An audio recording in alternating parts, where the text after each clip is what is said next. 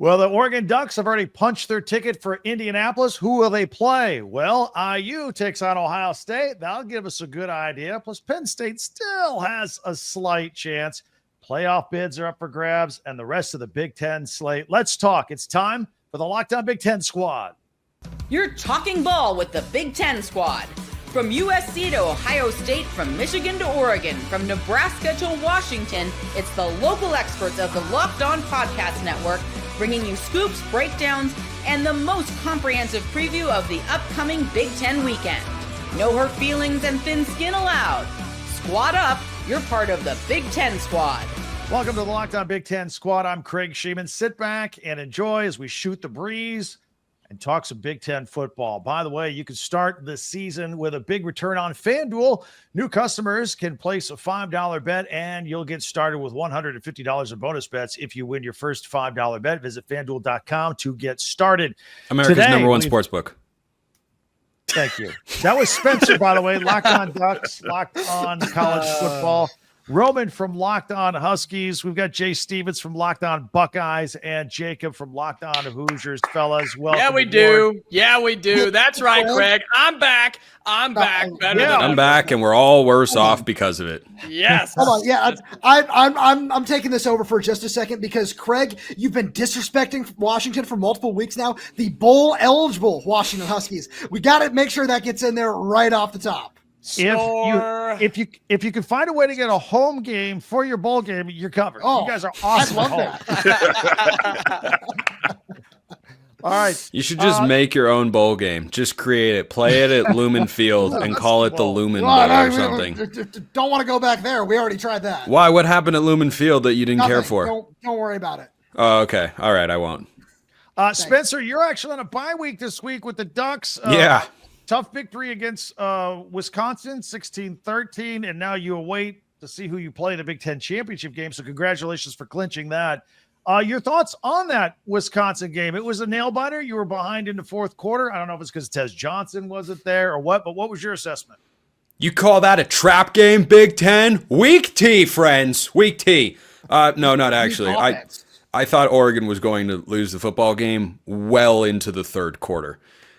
Because they just didn't really show up. Like it was never going to be super easy. Wisconsin is solid. They're not great, but they're solid. It's on the road. Oregon is playing their 8th straight game. Wisconsin was at home off a bye. You're crossing a couple time zones there. Like it had all the makings of a trap game when you look at this matchup before the season, and it played out that way on Saturday night. It didn't need to be that hard. Like I have questions about Oregon going into the bye week. Tez Johnson is back. He's expected to play against Washington next week. That news came earlier this week, and that's a big revelation for the offense, especially the passing attack, which has struggled in the 2 full games without him. They were great against Michigan without him, though, so I think there are other things going on there. But Oregon's offensive line right now is fine.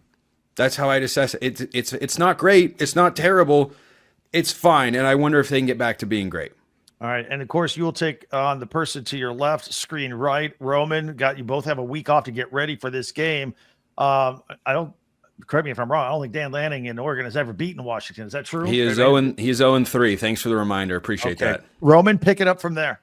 That's all I'm going to say on that matter because I am the world's largest jinx, so I'm going to leave that one right where it is. But yeah, for anybody who is not yet indoctrinated into what the Oregon-Washington matchup is, just open that Twitter app for the next couple of weeks, and you're going to see the most nonsensical hatred going back and forth from both sides. I will post things about Washington that have nothing to do with the game, and my comments are just flooded with, oh, Oregon this, Oregon that, because they need to find them to just insert themselves into any and every conversation. But no, Washington's riding high, coming off a victory over the mighty UCLA Bruins. That's something that Jacob was on this show just praising earlier this season. So, I'm just going to take that and keep on rolling with it. And we praise every win over here. I don't know what you're talking about. We praise every win in Indiana.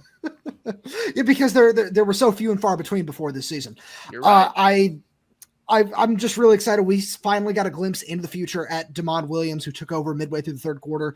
Big Ten Freshman of the Week. Respect him. Love to see that. And Jed Fish is not named a starting quarterback going into the Oregon game. So that's something that we're going to be spending a lot of time on over the next couple of weeks.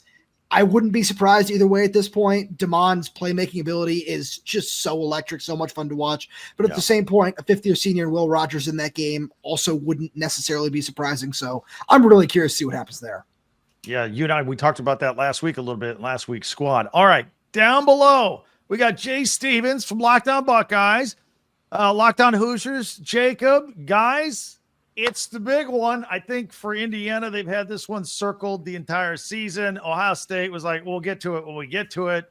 It's here, and a spot on the Big Ten championship game likely off of this winner. Jay, I'll start with you. Wasn't exactly a bye, but you've had two good, easy, manageable games with Northwestern and Purdue getting ready for now Indiana and then Michigan. Yeah, those two games back-to-back were a couple of things that Ohio State needed to kind of have, because not only are they able to kind of sleepwalk through wins, but also getting some guys some rest. I think Tyleik Williams missed, I think, the Purdue game. Could have played, but it's like, hey, let's get him healthy. Let's rest him during the regular season if we can. And Ryan Day's done that during the season for a couple of guys that have been injured. But, yeah, I mean, Wrigley Field was cool seeing that game there, but the Buckeyes literally scored 31 unanswered points in a very easy fashion. A couple of guys scored a couple of touchdowns apiece.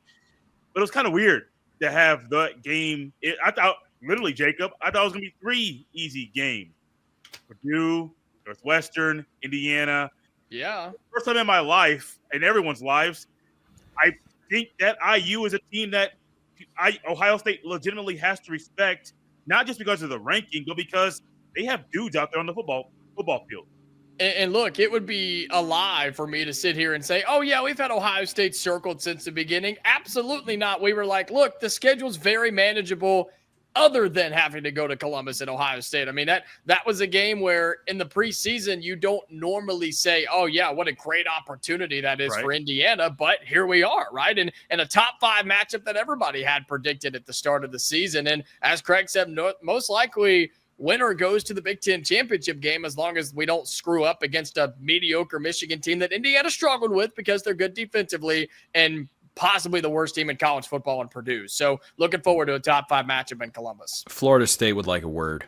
I would hate to see those two teams play. It would be horrific. I wouldn't want, you couldn't pay me to what, you could fly me out first class to wherever that game is, put me up at a 5-star hotel, give me a free round of golf at a really nice spot with fancy dinners and meals all the way across the board. I still wouldn't watch Purdue play Florida State. Nope.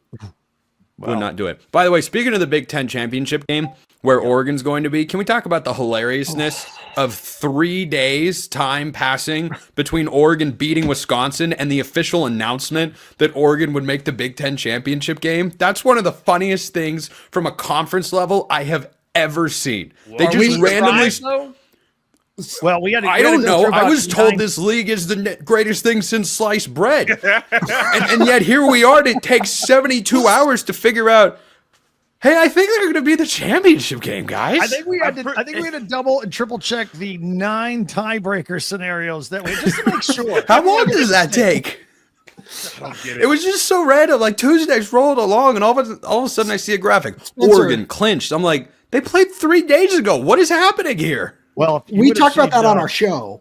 If you would have seen Monday's Locked On Big Ten, that was the headline. We got it covered. Okay, we good. talked about that on Locked On Huskies too, and we had somebody reply in the middle of the afternoon, be like, because it would have been hilarious if the way that it all played out, if Washington beats Oregon, to somehow see like Ohio State, Penn State get into that game, would have just been absolutely hilarious. Just a chef's kiss on this Husky season. But we had somebody reply in the middle of the afternoon, be like, Oregon's already in. It's like, yeah, we recorded this on Monday night. Like, it was not announced yet. It just didn't make any sense. Like, how are you not ready for that going in? How was Locked On Big Ten ahead of the Big Ten Conference? Tony Patiti, what are you doing, man? Because Craig does a wonderful job on Locked On Big Ten. That's why, Spencer. About how weird the Big Ten is, because you called me and we talked about some of the weird stuff the Big Ten does compared to the SEC, and it's just the conference is weird, man. It doesn't make sense. Yeah, weird, doesn't make sense. Are we talking about Indiana or the Big Ten? Both. Both. Just making sure we're on the same page. All right. When we come back, I believe we're going to be joined by Zach from Locked On Nittany Lions. They got like this much chance of making it in. And Jacob, I want you to explain to me how a guy coaches 10 games and gets an 8-year contract extension. We'll get into all that. Some big news out of Bloomington as well as we continue with the squad here on Locked On Big Ten. Let me tell you about Skylight Frames. This is a cool gift idea. You need ideas for the holidays. If you're missing someone over the holiday season, you can't be part of their festivities because you live far away. Maybe you get a big family and it's hard to find the right gift for somebody. Well, check this out. We got the perfect gift for you. It's Skylight Frame. It's a touchscreen digital photo frame that your family will love. You can upload thousands of photos from your phone and watch them appear in seconds. The setup takes less than 60 seconds. You can invite friends and family to share photos via the free Skylight mobile app. You can all contribute to this thing. No account or subscription is required. It only takes a tap of your phone to make it work. And now, as a special limited time offer for our listeners, get $20 off your purchase of a Skylight frame when you go to skylightframe.com/college. That's Skylight Frame. SkylightFrame.com/college. Get $20 off your purchase now at skylightframe.com/college. And FanDuel, they make the games more exciting no matter what. Games are exciting already, but you add FanDuel, America's #1 sports book, and it gets even more exciting. Check out NFL action, for example. Right now, new customers get $5 who bet $5 and win, get $150 in bonus bets if you win. The FanDuel Sportsbook app gives you everything you need to place live bets in the NFL all in one place. So if you get a hunch in the middle of the game, want to look up some stats, check out some scores, all on the same page that you place your bets. Just visit FanDuel.com and join today. You'll get started with $150 in bonus bets if you win your first $5 bet. That's FanDuel.com. Never waste a hunch and make every moment more with FanDuel, an official sportsbook partner of the NFL. All right, let's continue with the Locked On Big Ten squad. And we got Zach Seiko joining us from Locked On Nittany Lions as well. We'll get to that. But going into the break, I talked about how Jacob, the Hoosiers, Curt Cignetti is 10-0. Now he's got a new 8-year contract extension, $9 million a year if you add his retention bonus of $1 million. And I'm thinking they didn't just whip this up this week. The announcement was made this week. So this tells me maybe a week or two ago, you got to go to the president, the board, lawyers, back and forth. What did they decide after like 6 games that we're just going to double the guy's salary?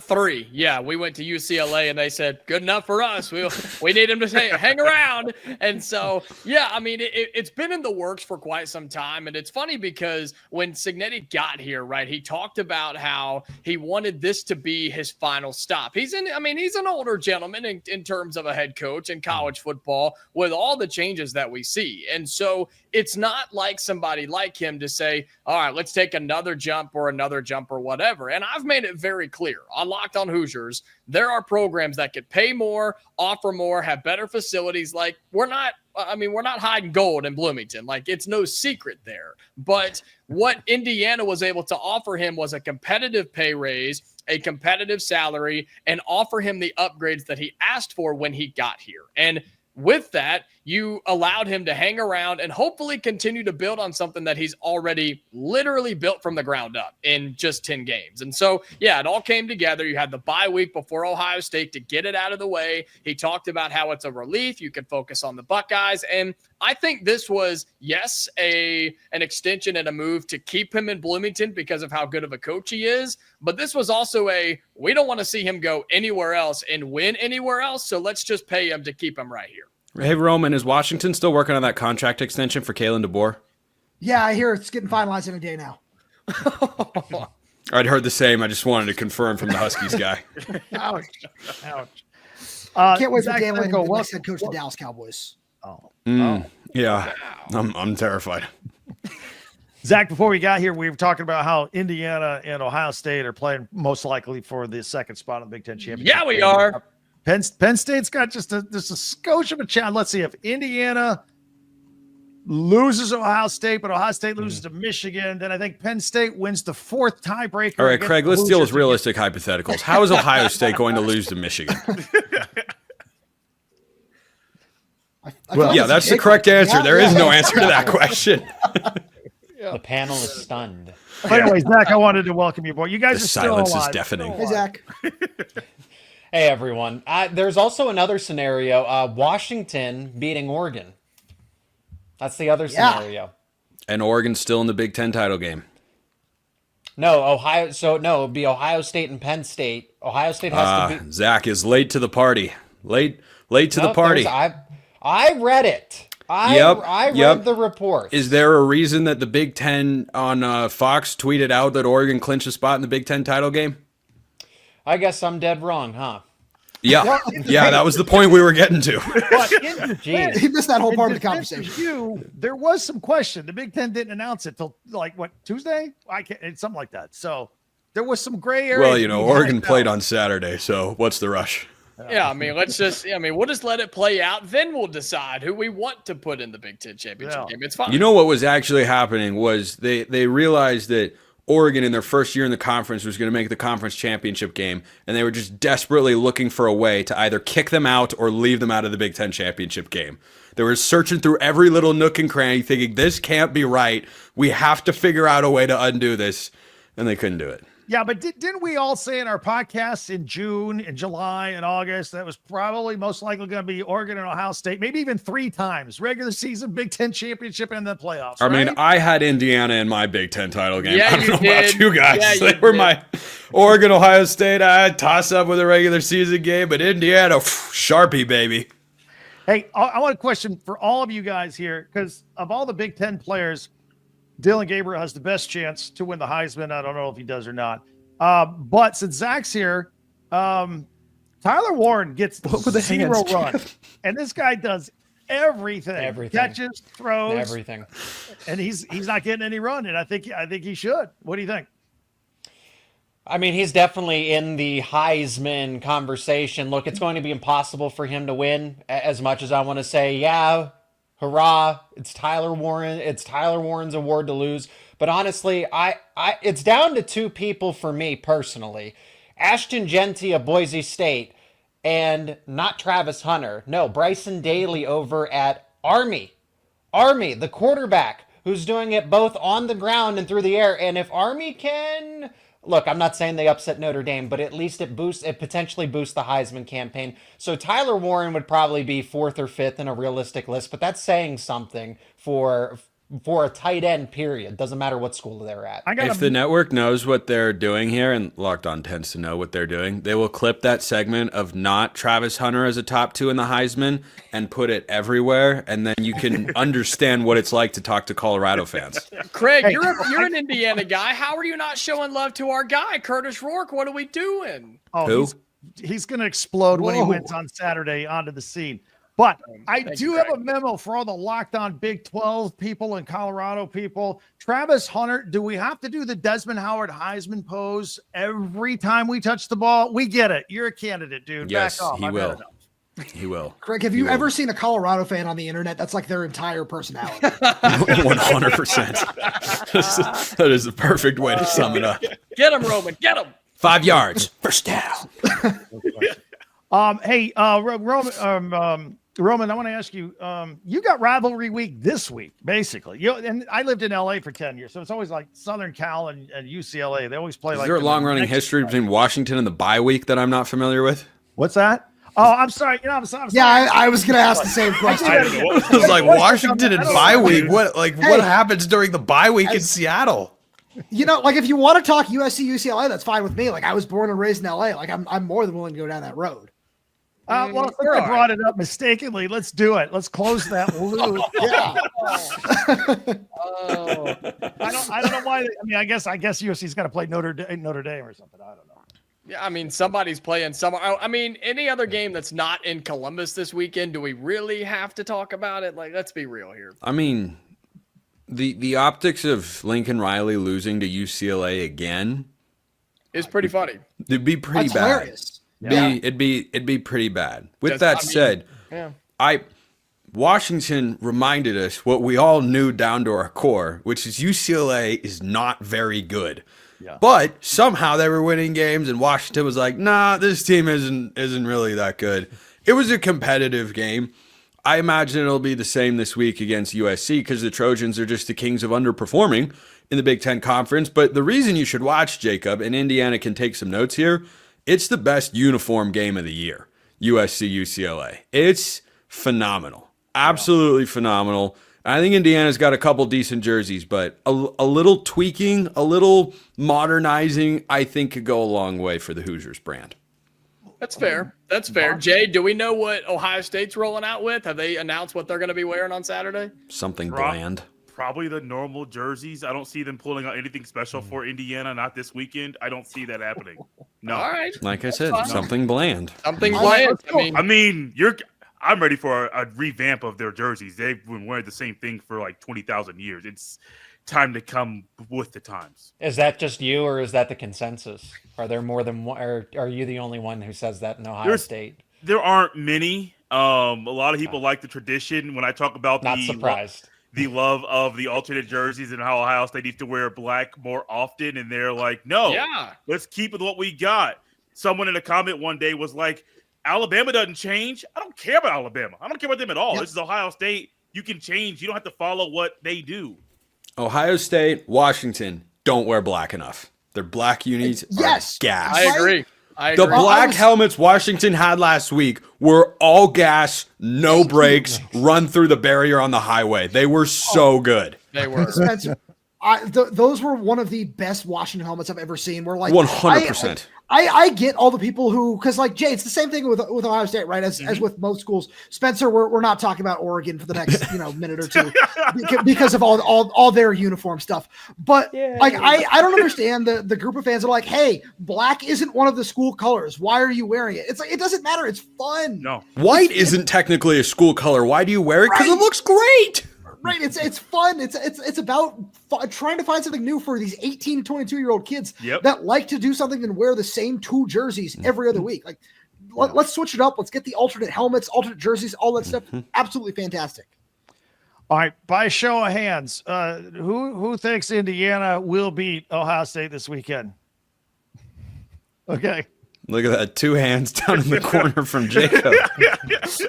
Sorry, Jacob. Was that a vote in the affirmative, or was that you surrendering? That was a vote and then a double down on the vote because I figured nobody else would go with me. So that's okay. That's fine. Look, we're going to be underdogs, big underdogs, and nobody's going to pick us. And that's totally, totally fine. Jay said Ohio State's respecting Indiana. We'll find out, I would say, in the first quarter whether they do or not. Show of hands, who thinks Indiana covers? Oh, absolutely. Okay. I think the number's crazy. But he's going to be a blowout. I haven't checked it lately. I know it was 10.5 at one point. It was 12.5. Yeah, that's too high. All right, we'll be back for a final word, getting ready for this next to last weekend of the regular season as the Locked On Big Ten squad continues. Let me tell you about Prize Picks. Prize Picks are fun. It's the best place to get real money sports action. Over 10 million members and billions of dollars in awarded winnings. Prize Picks has made daily fantasy sports accessible to all. You just pick more or less on at least 2 players, group them together, and you get a shot to win up to 100 times your cash. Run your game all season long with Prize Picks. So again, you can win up to 100 times your money with Prize Picks with as little as 4 correct picks. Prize Picks invented the flex play, which means you can still get cash out of your lineup even if it isn't perfect. It is a lot of fun. You can sign up today and get $50 instantly when you play $5. You don't even need to win to receive the $50 bonus. It's guaranteed. Think of, like, for example, I don't know, Justin Jefferson will get more than 83.5 yards next week, and Lamar Jackson will pass more than 1.5 touchdowns. Put them together, let it roll, and watch your winnings come in. Download the app today and use the code LOCKDOWNCollege to get $50 instantly after you play your first $5 lineup. Again, Prize Picks, run your game. All right, here we go. Final word for the weekend. We got Spencer, Locked On Ducks. I think they can see that it's me. Yeah. And it's right there. It's real intimate now. Yeah. And, we're getting up close and personal. Zach from Locked On Nittany Lions. All right, let's get a final word on a couple of things. All right, so both of you think Ohio State win this weekend. Let's talk about Penn State because they got to win with all those scenarios we talked about. It's a good thing I'm here, huh? What's that? It's a good thing I'm here then, huh? Absolutely. Minnesota, you got them this weekend. The one challenging thing, they got like 16 interceptions. Their secondary is really good. Good thing Drew Aller doesn't throw a lot of interceptions. What are your thoughts on this game? Exactly that, Craig. I'm going to have a preview episode will be up, and it'll explain that I think Penn State wins convincingly. Again, I look at Minnesota and I compare them to a Washington, a Wisconsin, a team that has Minnesota's the best of the bunch. Honestly, Washington's defense is pretty good. Minnesota just forces a lot of turnovers, but they're so dependent on the turnover to do anything. They just lost to a banged-up Rutgers team. They have the bye week. Okay, they can get adjusted and everything. But this is a team that is barely top 100 offensively. They're just as bad as Purdue. So if Penn State doesn't turn the football over, which you pointed out they don't very often, if Drew Aller throws one interception, I think Minnesota would need 4 or 5 turnovers to pull off an upset in this game. I think Penn State wins along the lines of 30-6. I think Minnesota will probably hold Penn State to quite a few field goals, not let them sustain as many drives, but Penn State's got a top 10 defense. Minnesota's got a top 25 defense. Penn State's got a top 15 offense. Minnesota has a top 100 offense. Let me defend the Golden Gophers here real quick. The second half of the season, they're a much different football team. I think they have found their stride in the second half. I don't think they win this game. Penn State against anyone not named Ohio State or Michigan in the last few years. It's a science. Yeah. Yeah, it is. It is quite literally a science. It is not art. It's just the way that things roll. But Max Brosmer has played better football over the second half of the year. I think the passing game has been much more in sync. They found something with Darius Taylor running the football. They're not a great team, but I don't think this is one that Penn State can overlook to the likes of Purdue.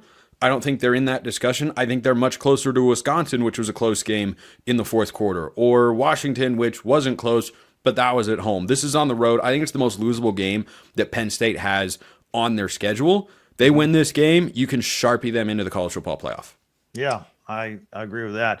Hey, I wanted to ask you, Spencer, what did you think? So Phil Longo, the offensive coordinator at Wisconsin, got fired before you guys even left the field after that 16-13 win up at Wisconsin this weekend. You know, he came in with Luke Fickell for this air raid attack, but they were built for a running game. They haven't got quarterback right yet. But anyway, I wanted your thoughts on that move. Yeah, I was surprised. You know, you only put up 13 points at home against who? Oh, the number one team in college football that is a defensively oriented team who didn't have Jordan Birch. Sure, but they have another first-round pick on the defensive line in Mateo Uyunglele. They might have another one in Derek Harmon, who's going to be third round at latest, probably get taken in the second. Like, it's still a stacked Oregon defense. The wind was a factor on Saturday night. I think that caused both quarterbacks to miss a couple of throws they might otherwise hit. I don't know what the problem with the offensive coordinator was. He'd schemed several guys open, and then you look up and Braden Locke missed the throws. Like, he's just not a very good quarterback. He's a backup. And again, I watched Penn State play Wisconsin. Wisconsin's receivers would drop passes left and right. So Braden Locke would miss them, and that too. And in their 3-game winning streak, when they played lower tier teams in the Big Ten, their offense was great. They put up a bunch of yards, but you're playing with a backup quarterback. I struggle firing an offensive coordinator. Luke Fickell obviously doesn't when you don't have your starter in play. That's asking a lot. It's asking a lot in the NFL. It's asking even more in college football because the quality that you can get from a backup quarterback in the NFL can be pretty good. Yeah. In college football, how many teams have a backup they feel good about? Texas with Arch Manning. Is that the list? That might be Penn the State entire with list. Bo Prabula led Penn State to a win against Wisconsin. Bo Prabula, Penn State. Damon Williams at Washington belongs in this conversation because he kind of pushed Will Rogers out, but that didn't come until the second half of the season, and you haven't seen him start for a long period of time. There are just not a lot of teams that can survive that drop-off. So I thought he got the short end of the stick, and that he's the boogeyman for a season in Wisconsin that isn't bad. It's not great, but it's not bad by any stretch of the imagination. So I don't understand why they made that move unless Fickell's got somebody really good in mind. Meanwhile, final word, Penn State, got to love the coordinator moves they made. They get 2 new coordinators this year. Andy Kolonicki on offense. That seems to be working. Tom Allen seems to be working with the defense. Everybody should be happy there, right? Well, and I was going to bring it up, but it didn't fit in the conversation at the moment. But Tom Allen, walked so Kurt Cignetti could run, because it seems like Indiana reinvented itself and got with the times, because Tom Allen didn't get the same thing. He was losing guys in the transfer portal. He's always a good coach, but Indiana realized, oh shoot, we got to actually take the transfer portal and NIL seriously, or we're going to get left behind with Northwestern and Purdue and other schools Cal, right, that just don't take athletics as seriously. Besides the point. Indiana, Florida State, all sorts of programs that are unserious about athletics. Exactly.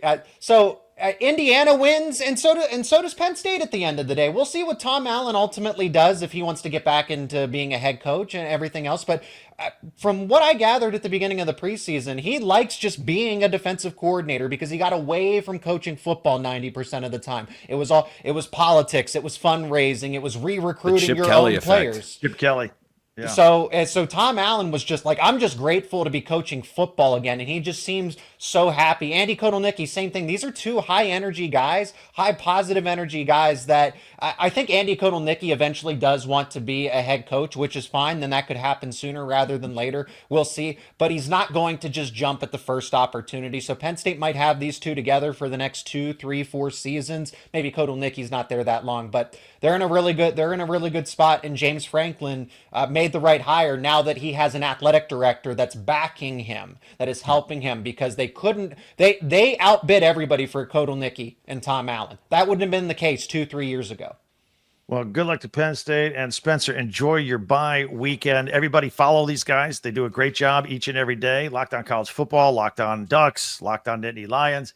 Follow and subscribe your favorite Big Ten team. We'll be covering your favorite team every day throughout the season. And don't forget, I got you covered with the entire conference every day with Locked On Big Ten, part of the Locked On Podcast Network, your team every day. I'm Craig Shemon. We'll talk to you next time.